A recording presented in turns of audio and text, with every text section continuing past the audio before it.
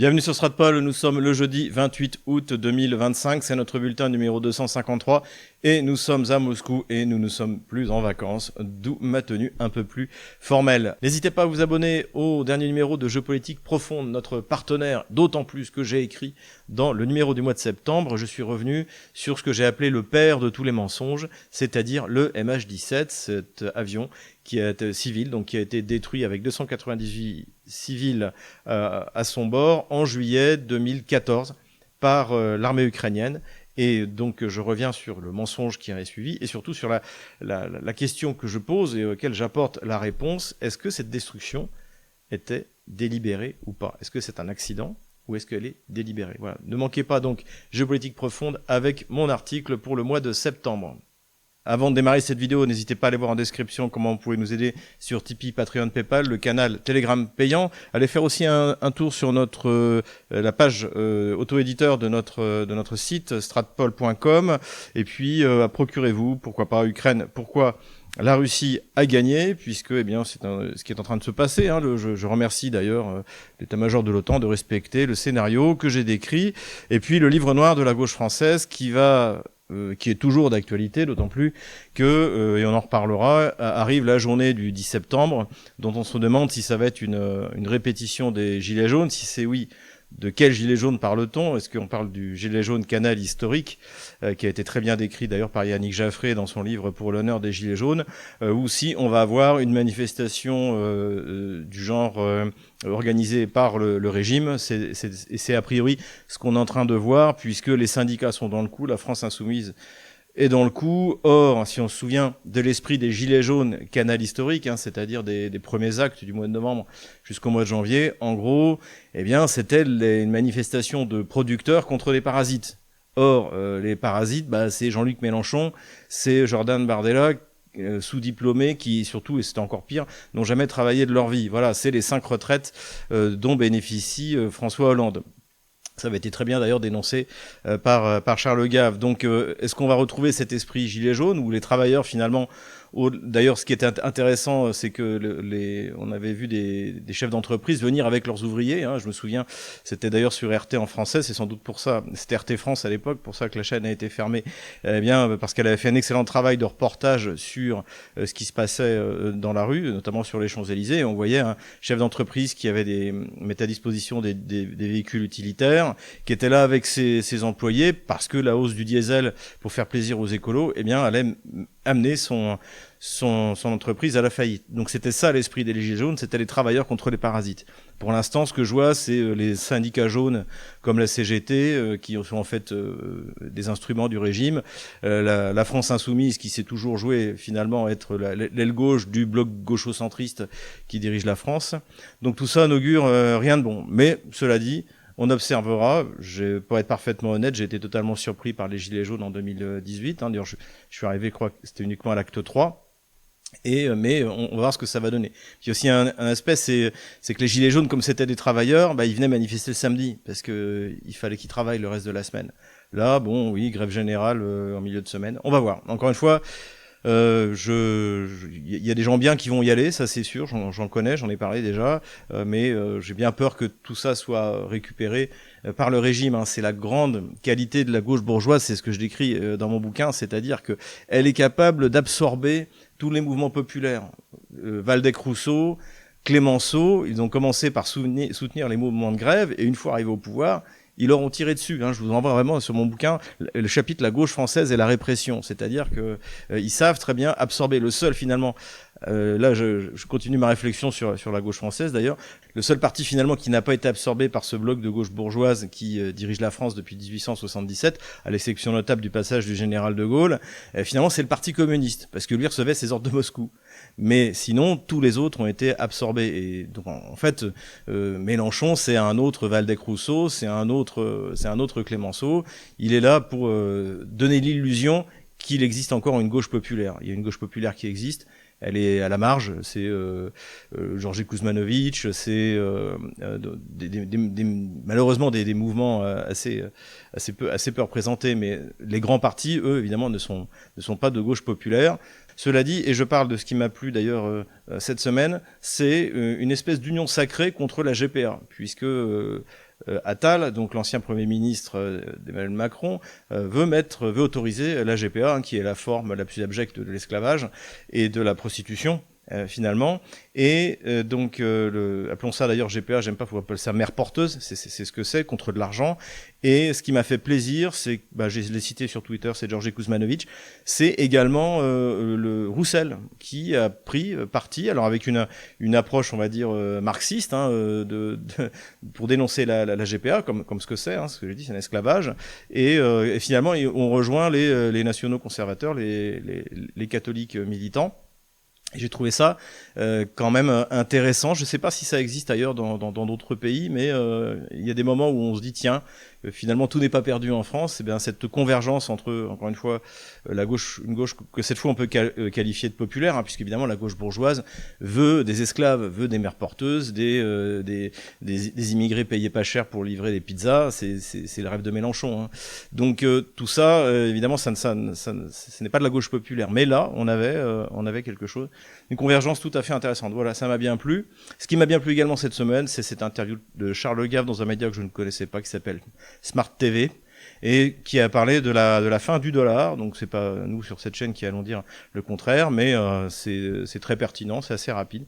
Ça vaut le coup d'aller écouter. Les États-Unis ont provoqué la propre fin de leurs privilèges exorbitants. Et visiblement, Trump ne prend pas la direction d'y remédier, puisque aucune sanction liée à l'utilisation du dollar, par exemple contre la Russie, n'a été levée, notamment sur le SWIFT. Donc finalement, on va passer une autre époque. C'est pas la première fois. Hein. Passer de la livre sterling à l'or, au dollar, ça part dans. C'est pas la première fois dans l'histoire où on change de paradigme monétaire, dirons-nous, et c'est en train de se mettre en place.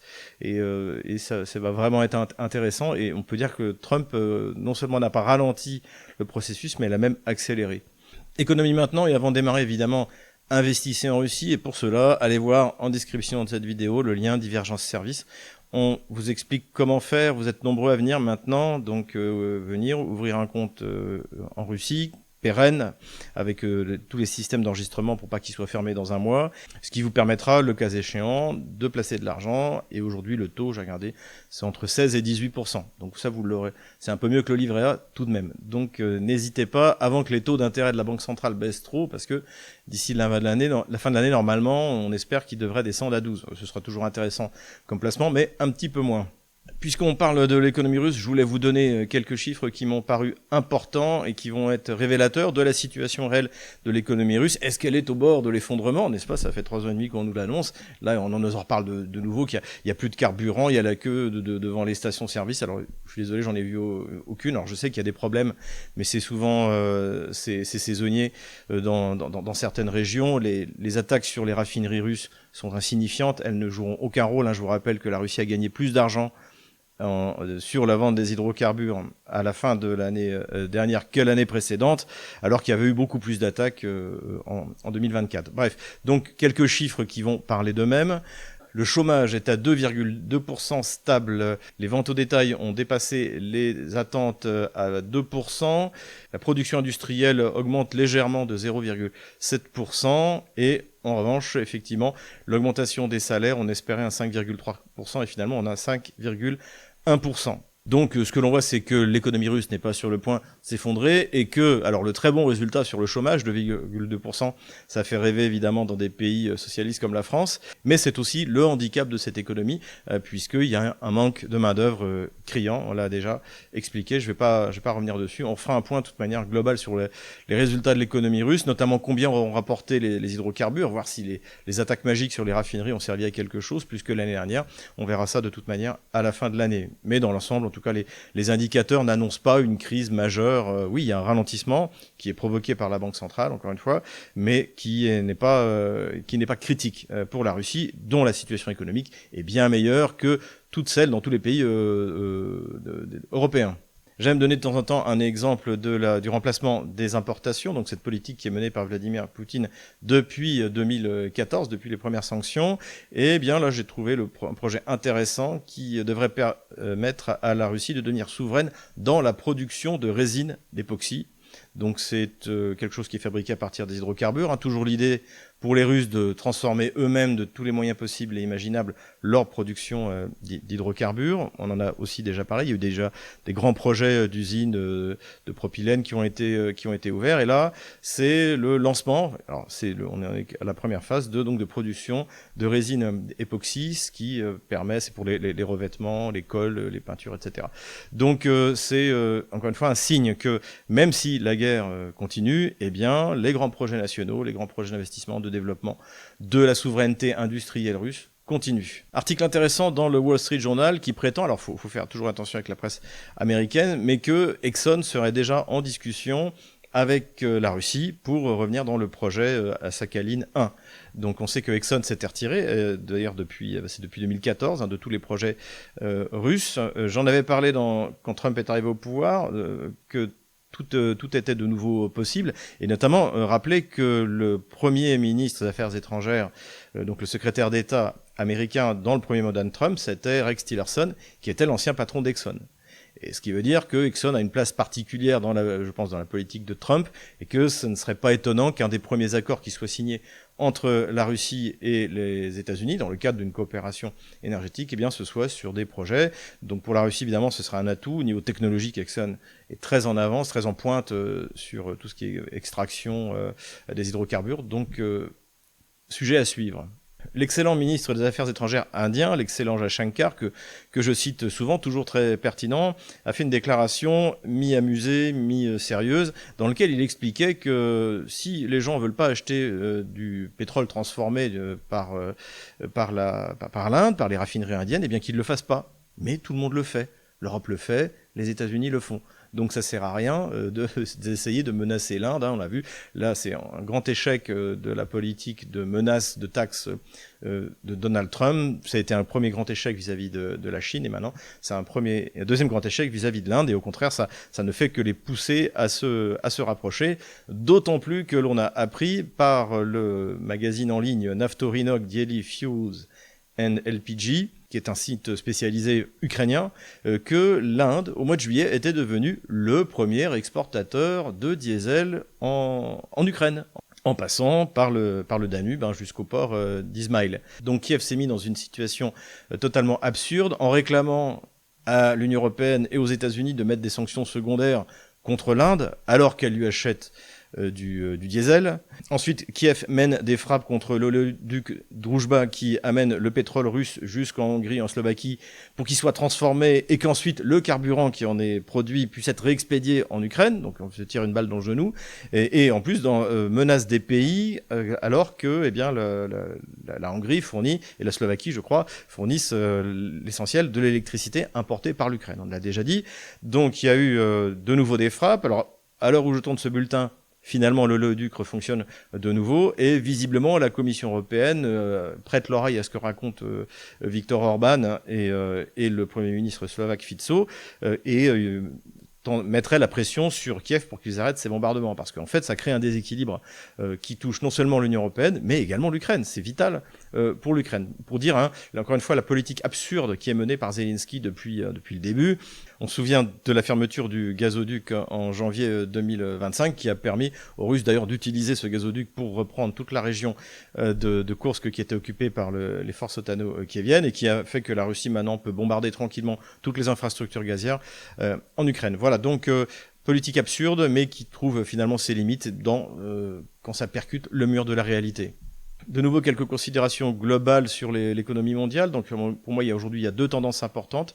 Il y a l'appauvrissement radical des grandes puissances européennes.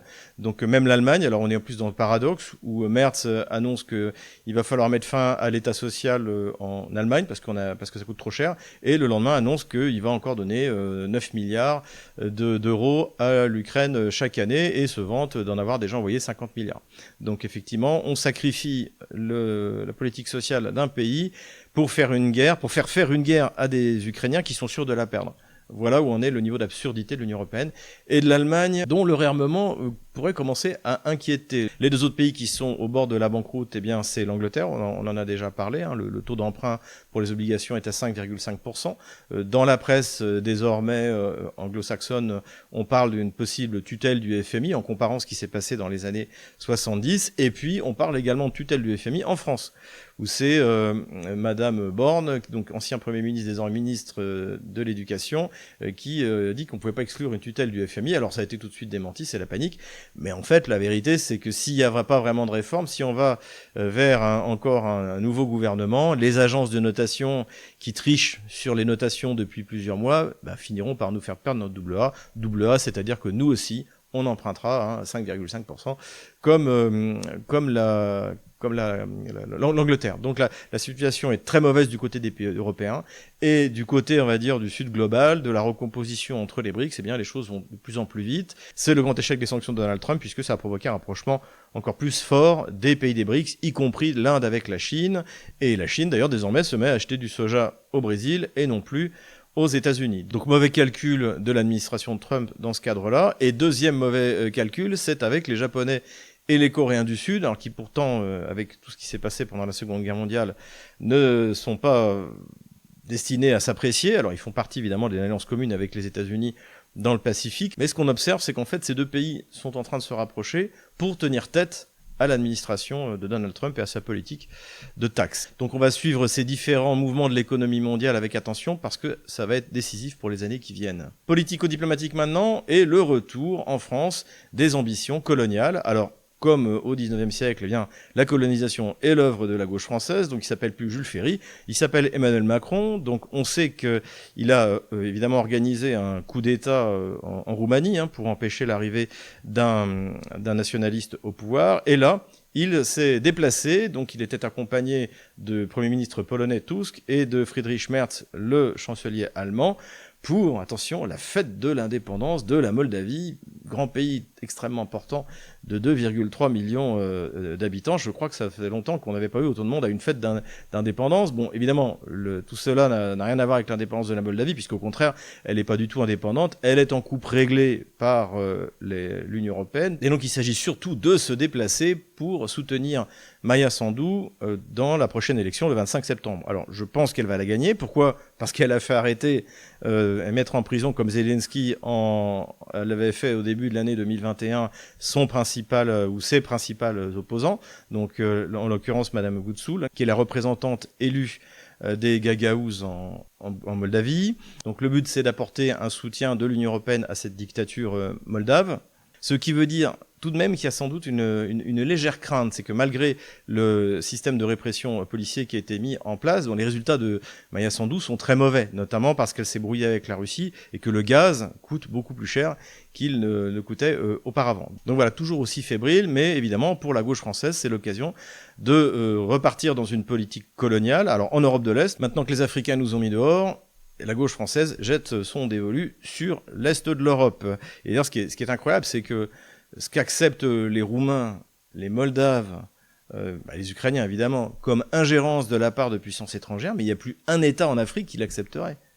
Pas aussi ouvertement. Et ça prouve qu'il y a quand même un problème avec les populations de Roumanie, de Bulgarie, de Moldavie ou d'Ukraine, d'avoir à ce point une absence de fierté qu'on se laisse coloniser de manière vraiment humiliante et ouverte. Cette colonisation a par ailleurs été confirmée par le piégeage de Samantha Power. Donc Samantha Power, elle a été représentante à l'époque démocrate des États-Unis à l'ONU, et également elle a dirigé l'USAID, cette structure qui distribue de l'argent des contribuables américains partout dans le monde pour exporter le gauchisme, en gros, et notamment le wokisme, le LGBT. Donc tout ça a été terminé rapidement par Donald Trump, mais elle, donc cette ancienne représentante, s'est fait piéger par les fameux Lexus et Vovan. Rappelez-vous, c'est eux qui avaient piégé François Hollande en se faisant passer pour Poroshenko, et là François Hollande avait avoué qu'effectivement les accords de Minsk n'avaient jamais été prévus pour être appliqués, alors que la France avait voté la résolution du Conseil de sécurité de l'ONU,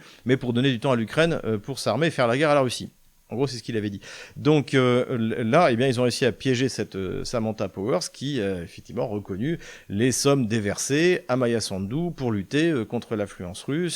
Et puis là, elle explique que c'est à l'Union européenne de prendre le relais. Donc une révélation à la fois intéressante et amusante. Article intéressant dans The Telegraph de Tom Sharp. Donc The Telegraph, c'est un magazine anglais, dont le titre aurait pu être copié sur ce que publiait Stratpol, puisqu'il dit que l'Ukraine peut tenir sans le Donbass, mais pas sans Odessa. Et comme nous l'avons dit, et c'est ce qu'a compris Donald Trump, alors c'est peut-être ce que font semblant de ne pas comprendre les dirigeants européens, mais il faut arrêter la guerre maintenant en respectant toutes les exigences russes pour tenter de sauver Odessa, pour que ce qui restera de l'Ukraine ait un accès à la mer et que, par conséquent, ce corridor qui parle du nord de l'Europe de l'Est jusqu'à la mer Noire, eh bien, soit disponible. Donc, ce qui est intéressant, c'est que là, finalement, on revient quand même à la géographie, on revient à la vraie géopolitique, et j'ai trouvé ça intéressant, notamment dans un magazine anglais qui est loin d'être pro-russe, loin s'en faut. Et puis, dernière nouvelle politico-diplomatique, le nouveau président polonais a décidé de mettre son veto à la loi de financement de l'Ukraine qui devait être adoptée. Donc, parce que en fait, il veut que l'Ukraine demande pardon pour les exactions des bandéristes contre la population polonaise, notamment pendant la Seconde Guerre mondiale en 1943, les fameux massacres de Volhynie. Et alors évidemment, ça pose un vrai problème, et c'est là où on s'aperçoit l'absurdité et la schizophrénie des pays occidentaux, c'est-à-dire qu'ils ont financé une révolution du Maïdan avec des bandéristes qui sont devenus les héros du régime de Kiev actuel. Il y a l'avenue Stepan Bandera et Shushkevich qui amène à Babi Yar, là où ont été massacrés. Là c'était essentiellement, je crois, une vingtaine de milliers de Juifs, mais également des Polonais et des Russes. Et comme disait Dmitri de Koshko, c'est comme si on avait une avenue Adolf Hitler qui aille jusqu'à Auschwitz. Donc voilà où on en est. Donc ça, c'était une réalité. Nous avons décrit un paradoxe que nous avons décrit depuis 2014, et maintenant tout d'un coup les Polonais se réveillent, et là pour le coup c'est la sanction elle est dure. Il y a une conséquence immédiate, c'est que la Pologne a déclaré qu'elle arrêterait de payer l'abonnement Starlink pour l'Ukraine. C'est la Pologne qui payait depuis le début l'abonnement Starlink, qui a permis à l'armée ukrainienne d'avoir un système de transmission performant, qui d'ailleurs aujourd'hui est aussi utilisé par les Russes. Et donc, alors ça, quelqu'un va payer, mais je trouvais ça assez symbolique. Quoi qu'il arrive, ce sera sans doute les contribuables français, allemands ou italiens, ou peut-être même finalement polonais par un autre truchement. Mais voilà, c'était assez symbolique. Et d'ailleurs, les Polonais aussi s'apprêtent à mettre dehors les réfugiés ukrainiens. Parce que effectivement, ça commence à poser un problème, surtout que, comme expliquait un de mes amis qui habite en Ukraine, comme ils sont plus sous la contrainte de la loi qui les oblige à parler le sabir ukrainien, ils se remettent à parler russe, la langue de leur maman et de leurs ancêtres. Donc, et ça énerve les Polonais. Voilà un peu où on en est, voilà où mènent les paradoxes de la politique stupide qui a été suivie en Ukraine contre la Russie depuis l'indépendance de l'Ukraine. Armement, maintenant, Rheinmetall, et c'est dans toute la presse occidentale, a ouvert son usine de production d'artillerie, donc qui sera la plus grande d'Europe, qui en 2027 devrait permettre de fabriquer 350 000 obus par an. C'est pas rien, c'est quelque chose de tout à fait sérieux, faut pas sous-estimer. Après, ce qui va être intéressant de savoir, c'est le coût de production, puisque le coût de l'énergie en Allemagne a été multiplié par 4, et que déjà le coût de production d'un obus de 155, souvenez-vous, au début du conflit, c'était les données, je crois que c'était la première fois que c'est sorti, c'était dans le New York Times, ça coûtait $6 000 pour un obus de 155 mm, contre $600 pour un obus de 152 en Russie, qui est l'équivalent. Donc là, ce qui est intéressant, c'est d'avoir les coûts de production pour voir si l'Allemagne a réussi à faire mieux que ce qu'elle faisait jusque-là. Mais en tout cas, Rheinmetall est devenu un acteur fondamental. Rappelez-vous, en Roumanie, usine pour réparer les matériels qui sont fournis à l'Ukraine. Il y a également, je crois, une usine en Bulgarie, il y en a en Lettonie, il y en a en Lituanie. Alors, ce qu'on apprend dans l'article de Bloomberg aussi intéressant, c'est que l'usine qui devait être construite en Allemagne, pour l'instant, ne l'est pas. Alors, l'explication, c'est pour des raisons bureaucratiques. Je pense que c'est surtout à cause des frappes russes. Donc, construire une usine de munitions dans un pays où il n'y a pas un seul endroit où on peut être à l'abri des missiles russes, c'est pas forcément une bonne idée. Donc, à voir ce que ça va donner. En tout cas, Rheinmetall est un acteur, je pense, devenu dangereux pour la paix en Europe, puisque évidemment il n'a plus aucun intérêt à ce que la guerre s'arrête, notamment en Ukraine. Ils ont investi 1,5 milliard d'euros dans cette usine, et s'il n'y a plus de guerre en Ukraine, elle va beaucoup moins servir que s'il y en a encore une. Donc voilà, Rheinmetall, inquiétant. Information de sources russes, donc à vérifier. Le navire Simferopol, donc qui est un petit navire de reconnaissance, 1300 tonnes, ukrainien. Alors ils en ont plus beaucoup, hein. Je rappelle, leur seule frégate, elle s'est sabordée tout au début de l'opération militaire spéciale, eh bien, aurait été détruit sur le fleuve Danube grâce à un drone naval russe. Et ce serait la première fois qu'un drone naval russe aurait réussi ça. Donc ça aussi serait un point intéressant de voir à quel point les Russes, eux aussi, se sont adaptés. Et finalement, comme sur les autres types de drones, ont largement dépassé ceux qu'ils ont copiés. Intéressant donc. L'armée de l'air ukrainienne a annoncé la nouvelle perte d'un MiG-29. Alors on ne sait pas trop où, a priori c'est vers Odessa, donc c'est-à-dire qu'il aurait été déployé pour être utilisé pour abattre les missiles russes qui sont envoyés. Et donc une nouvelle fois, un avion ukrainien a été détruit dans ce genre d'opération.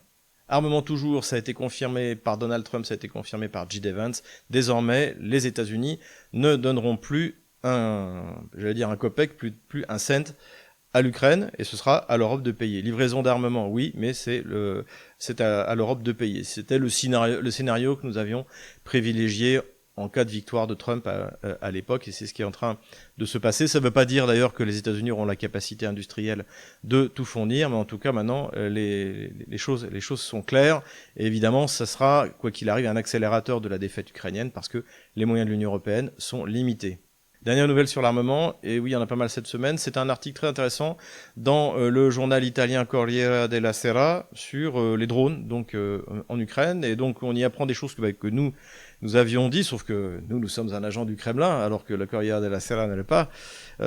Et donc il explique donc dans cet article que les Russes sont bien meilleurs en drones, notamment la portée des drones russes peut atteindre 25 km, quand pour l'Ukraine c'est 15, que les Russes produisent en masse, que les drones qui sont livrés par les pays de l'OTAN ne sont pas efficaces, ne fonctionnent mal.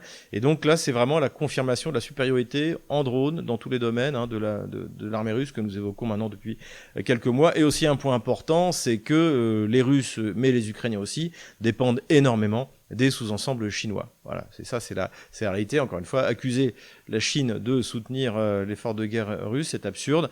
Sans la Chine, il n'y a sans doute pas un seul complexe militaro-industriel au monde qui peut fonctionner. La réalité, c'est ça. Terrorisme maintenant, bonne nouvelle, les otages russes donc de la région de Koursk qui avaient été kidnappés par les forces ukrainiennes et qui étaient retenus donc en Ukraine ont fini par être libérés. Donc on les voit, ce sont des personnes âgées. C'est sans doute ça aussi un des bons résultats malgré tout de ces négociations qui ont plus ou moins commencé à Istanbul et évidemment de la pression que Donald Trump met sur le régime de Kiev. Terrorisme encore, interview dans The Times d'un bandériste, donc d'un chef bandériste qui s'appelle Sergei Sternienko, quelque chose comme ça, et donc qui explique que Poutine veut le tuer, comme si Poutine en avait quelque chose à faire de lui ou de Biletsky. D'ailleurs, lui aussi Biletsky a donné une interview dans la presse britannique où il explique qu'il est en gros l'ennemi numéro 1 de la Russie, que Poutine veut le tuer. Donc évidemment que Vladimir Poutine a autre chose à faire que de s'occuper de ces petites frappes bandéristes. Enfin bref, ce qui est intéressant dans l'interview qu'il a donnée, donc ce Sternenko, c'est qu'il explique que si Zelensky accepte les exigences russes, c'est sa mort politique et même sa mort physique.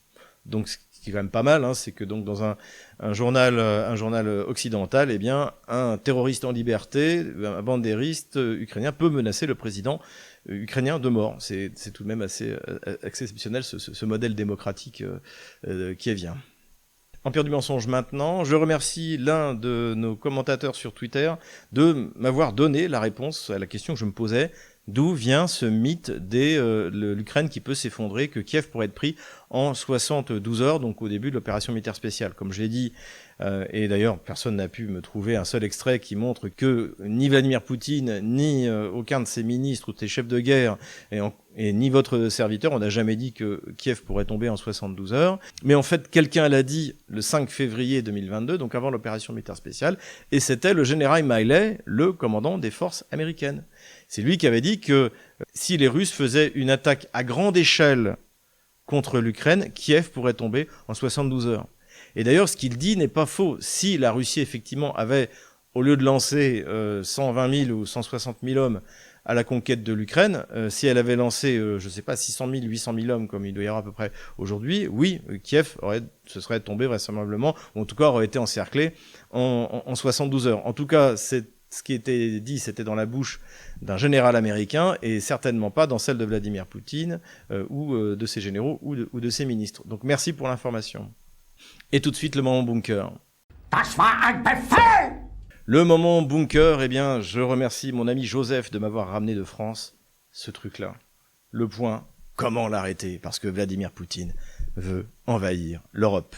Pas comment il va faire, mais en tout cas, il veut le faire et c'est ce qu'on veut nous faire croire. Alors, il y a beaucoup d'articles totalement délirants, totalement éloignés de la réalité. Je ne vais pas tous vous les dire. J'en ai retenu évidemment un. C'est un de nos gamelins préférés, c'est Gamelin-Goya. Et alors, ce qui est intéressant, c'est que ça confirme l'analyse que nous avions faite il y a 2 mois, je crois, après une interview du ministre de la Défense, Le Cornu, sur Valeurs Actuelles, et dans lequel il disait que la ligne rouge, c'est pas l'abandon de certains territoires par l'Ukraine, hein, c'est la démilitarisation de l'Ukraine. Et l'article de Goya, en fait, c'est ce qu'il dit. C'est ça, la préoccupation aujourd'hui de l'Occident collectif, c'est que l'Ukraine soit démilitarisée, c'est qu'elle ne soit plus un danger pour la Russie. Et donc ça veut dire qu'en fait finalement ils n'ont toujours pas compris, ils sont toujours dans le bunker et ils pensent que finalement ils vont pouvoir sauver une Ukraine militarisée, membre peut-être pas de jure mais de facto de l'OTAN, avec ce qu'ils appellent les procédures de réassurance qui correspondraient à l'article 5, hein, c'est ce qu'a dit Giorgia Meloni. Donc tout ça montre à quel point profondément ils vivent dans un monde parallèle et c'est général dans la presse française. En ce moment, comme évidemment il y a un refus d'admettre la défaite de l'Ukraine, hein, on est dans la phase encore de l'absence d'acceptation de la réalité, donc beaucoup d'hystérie, et donc chacun y va de son projet. Il y a également quelqu'un qui est intéressant, c'est dans Le Monde, donc je vous dis c'est général dans la presse française, où là on a Elie Tenenbaum. Donc Elie Tenenbaum, c'est un chercheur à l'IFRI, on en a déjà parlé, notamment c'est pas la première fois qu'il raconte n'importe quoi, je vous renvoie à Ukraine pourquoi la Russie a gagné, et là, alors lui, il est dans le délire le plus total, puisque il dit que oui, non, il faut envoyer des troupes, pas comme des troupes de maintien de la paix, mais des troupes capables de s'infiltrer et de faire une percée dans la ligne de front des troupes européennes. Donc voilà où en est la réflexion des militaires français d'un institut qui conseille le ministère de la Défense, le ministère des Affaires étrangères. Que fait Thierry de Montbrial? Que fait Dominique David? Il est temps d'arrêter le massacre. À l'origine, l'IFRI, c'est quand même quelque chose de sérieux. Là, il faut et on se retrouve avec des Dominique Minnick, des Tenenbaum, des Thomas Gomard. C'est vraiment nullissime. Voilà. Évidemment, on peut s'interroger sur le sens de tous ces mensonges que l'on lit dans la presse française. Pourquoi cet acharnement à vouloir que la guerre continue en Ukraine alors que beaucoup d'Ukrainiens vont mourir. Alors je comprends qu'ils soient contents que des Russes meurent, mais il y a beaucoup plus d'Ukrainiens qui meurent que de Russes. D'ailleurs, puisqu'on en parle, toujours dans le cadre de l'Empire du mensonge, Kiev n'a pas démenti les informations sur les 1 700 000 morts ou disparus, qui ont été le produit d'un piratage informatique du ministère de la Défense ukrainien. On en a parlé la semaine dernière. J'ai toujours rien vu. Il n'y a pas eu de réponse de la partie ukrainienne. Donc pour l'instant, ça voudrait dire que c'est vrai, mais attendons encore. On leur donne encore 1 ou 2 semaines pour démentir les affirmations donc de ce groupe de pirates informatiques. Donc pour revenir à ce que je disais, quel est le sens de cette volonté de quelqu'un comme Goya, qui en plus se met à croire aux missiles magiques de l'Ukraine? Quelle est leur volonté que cette guerre continue le plus longtemps possible? Et je pense qu'il y a de l'orgueil en fait. C'est le péché d'orgueil. Et c'est vrai que Dourakovlev, c'est vrai que Goya, c'est vrai que Richoux vont passer pour des idiots une bonne partie du reste de leur vie, parce que on va ressortir tout ce qu'ils ont raconté depuis 3 ans et demi. Voilà. Et les gens le font déjà, et donc pour eux, ça va être une immense humiliation. Et évidemment que l'humiliation sera totale si la Russie obtient toutes ces exigences, et notamment celle de la démilitarisation. Et ça, à mon avis, c'est quelque chose sur lequel les négociations vont réellement être axées, puisque c'est la ligne rouge qui a été fixée par le Cornu, et c'est repris par tous les pseudo-experts comme Goya qui servent le régime d'Emmanuel Macron. Donc c'est assez terrible, parce que les conséquences, évidemment, humaines sont monstrueuses, alors qu'encore une fois, ils ont perdu la guerre. Admettez que vous avez perdu la guerre, nom d'un chien. Considération militaire générale maintenant, la question se pose désormais en Ukraine de manière plus ou moins ouverte, de savoir si on va mobiliser les moins de 25 ans. Il y avait d'ailleurs un article, comme par hasard dans Le Monde, qui interviewait un colonel ukrainien qui disait que c'était nécessaire, que ce serait pas populaire du tout, mais que ce serait nécessaire. Évidemment que si jamais il y a mobilisation des moins de 25 ans, Zelensky, là aussi, ce sera sa mort politique. Et le problème aussi, c'est que si une loi était présentée pour permettre ça, ça provoquerait une fuite des jeunes Ukrainiens. Encore une fois, les jeunes Ukrainiens ne veulent pas mourir pour l'entité bolchevique ukrainienne. Ils ne veulent pas mourir. Et un pays pour lequel sa jeunesse ne veut pas mourir est un pays qui n'existe pas. Il y a un contrat très bien payé qui a été proposé depuis plusieurs mois aux jeunes Ukrainiens. Eh bien, je crois qu'il y en a 500 qui ont signé, quelques centaines. Alors qu'en Russie, tous les mois, c'est des dizaines de milliers de volontaires qui s'engagent. Donc, parce que la Russie existe, parce que c'est une vraie nation. L'Ukraine est une fausse nation. C'est une prison de plein de peuples différents et qui ne veulent pas mourir pour ce truc. Voilà, pour le régime de Kiev. Donc, en attendant, il y a une loi qui a été prise qui autorise maintenant les 18-22 ans à quitter l'Ukraine. Donc l'idée, c'est d'empêcher les moins de 18 ans, parce qu'en fait, toutes les familles, dès que le jeune arrive à 17 ans, eh bien, ils le font quitter le pays, pour pas qu'il aille mourir pour Zelensky et Emmanuel Macron. Donc c'est pour finalement inciter les jeunes à rester, et peut-être les inciter à rentrer. Alors moi, je vous dire, le résultat, à mon avis, va être catastrophique pour Kiev. Et tant mieux, c'est que énormément de jeunes vont en profiter pour s'enfuir. En revanche, c'est l'autorisation pour les 18-23 ans, c'est-à-dire que les 23-25 ans, eux, ne peuvent pas sortir du territoire. Donc ça veut dire que si jamais il y avait une mobilisation, ce serait sur cette classe d'âge-là. On va bientôt être fixé. De toute manière, si jamais il n'y a pas cette mobilisation, je ne vois pas comment le régime de Kiev peut tenir les effectifs et tenir le front tout simplement. On va le voir, c'est la catastrophe. Puisqu'on parle de ressources humaines, eh bien le maire Sobyanin a fait une déclaration qui m'a même moi surpris, c'est-à-dire que sur les troupes russes qui sont présentes donc sur le front, eh bien donc aujourd'hui on ne sait pas trop, c'est entre 600 et 800 000, on ne sait pas trop, mais il y a 90 000 moscovites. Donc ça, d'ailleurs, ça casse le mythe comme quoi c'est que les régions éloignées, pauvres, russes qui s'engagent pour combattre, parce que finalement, il y a 90 000 moscovites. Hein. C'est pas mal du tout. Voilà, ce qui prouve bien que en fait, il y a un grand mouvement patriotique en Russie, et que parce que ce combat est existentiel pour la Russie, et il s'agit d'aller sauver les Russes qui sont emprisonnés dans cette espèce d'énorme camp de concentration qu'est devenu l'Ukraine du régime de Kiev. Et nous revoilà sur la carte des opérations militaires. On va commencer par les frappes dans la profondeur. Les otano-kieviens ont frappé sur la ville de Rostov, donc là visiblement c'était des objectifs civils. Et ils ont frappé également dans la région de Krasnodar sur des objectifs pétroliers, des raffineries. Voilà. Donc il y a eu quelques images spectaculaires, mais encore une fois, ça n'a pas l'impact que l'on voudrait nous faire croire. Les Russes, eux, évidemment, ne sont pas en reste, donc ça a bombardé, une fois de plus, sur toutes les infrastructures du pays, notamment en plein centre sur un nœud ferroviaire extrêmement important. Les voies de transport sont de plus en plus attaquées par les Russes. Hein. Donc les ponts, on l'a vu, et les voies ferrées, puisque c'est un moyen logistique essentiel pour le système de guerre otano-kievien. Les Russes ont également, dans la nuit de mercredi à jeudi, frappé largement sur Kiev, avec des tirs extrêmement précis, visiblement sur des entreprises du complexe militaire-industriel kievien. Donc frappe très efficace, et le système de défense kievien est totalement dépassé.